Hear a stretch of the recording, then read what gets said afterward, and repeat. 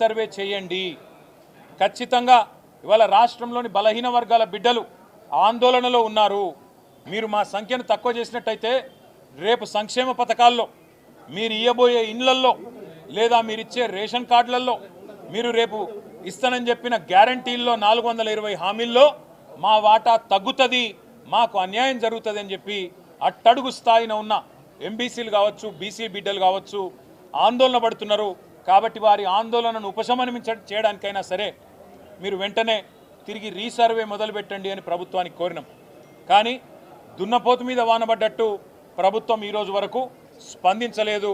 స్పందించకపోగా ఇంకా సిగ్గు లేకుండా ఉల్టా చోర్ కొత్వాల్ కూడా అంటే అన్నట్టు అసలు ఆనాడు జరిగిన సమగ్ర కుటుంబ సర్వే మీదనే అనుమానాలు లేవనెత్తే విధంగా ఇవాళ కాంగ్రెస్ ప్రభుత్వంలోని కొంతమంది పెద్దలు సమగ్ర కుటుంబ సర్వేనే తప్పు అన్నట్టుగా మాట్లాడుతూ బీసీలను అవమానిస్తూ ఉన్నారు.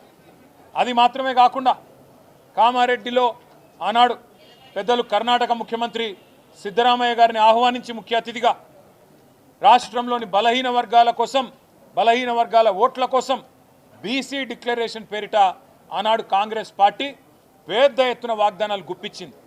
ఒకటి కాదు, రెండు కాదు, 42% రిజర్వేషన్లు ఖచ్చితంగా స్థానిక సంస్థల్లో అమలు చేస్తామని చెప్పింది కాంగ్రెస్ ప్రభుత్వం, Congress party.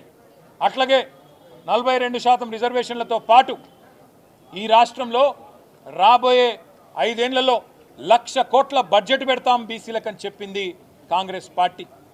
BC sub plan తీసుకొస్తాం అని చెప్పి సిద్ధరామయ్య గారు నోటెంబడ చెప్పింది కాంగ్రెస్ పార్టీ. అదేవిధంగా ప్రభుత్వ కాంట్రాక్టులలో, ప్రభుత్వ ప్రొక్యూర్మెంట్లో 42% బీసీలకే ఇస్తామని చెప్పింది కాంగ్రెస్ పార్టీ. ఇవాళ సంవత్సర కాలం